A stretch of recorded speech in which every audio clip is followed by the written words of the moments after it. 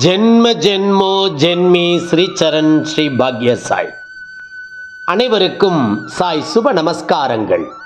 நிலக்கோட்டையிலிருந்து சாய் உமேஷ். ஸ்ரீ சாயி சகஸ்ர நாமாவளி 165. ஓம் இச்சாதீன வபுஷே நமக. தன் விருப்பத்திற்கு கட்டுப்படும் உடலை தாங்கியவருக்கு நமஸ்காரம். நான் இதை செய்ய வேண்டும் என்றுதான் நினைத்தேன், ஆனால் சரீரம் இடம் கொடுக்கவில்லை என்று ஒருவரால் எடுத்த காரியத்தை செய்ய முடியாத போது கூறுவதை நாம் கேட்டிருக்கிறோம். சரீரம், அதாவது அதன் உறுப்புகளான கைகள், கால்கள், கண்கள் என ஏதாவது ஒன்று பாதிக்கப்பட்டு செயலாற்ற முடியாமல் செய்துவிடும்.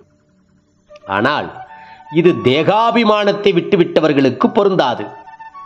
நான் தேகமும் அல்ல, மனமும் அல்ல, புத்தியும் அல்ல, அழிவற்ற ஆத்மன் எனும் அனுபவத்தை பெற்ற ஒருவரால் உடல், மனம், புத்தி எல்லாவற்றையும் எந்நேரத்திலும் அதன் சங்கல்பப்படியே இயங்கச் செய்ய முடியும்.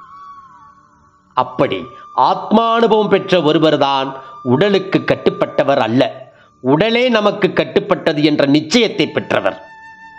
அத்தகைய ஒரு ஞானி தாம் நினைத்த போது உடலை விடவும் முடியும், மீண்டும் அதற்குள் பிரவேசிக்கவும் முடியும். இதைத்தான் பாபா 1886ஆம் ஆண்டு 3 தினங்கள் அல்லாவிடம் சென்றுவிட்டு திரும்பிய போது நிகழ்த்தி காட்டினார். ஜெய் குரு சாய். நற்பவி சாய்ராமா. ஜெய் குரு தேவ தத்தா.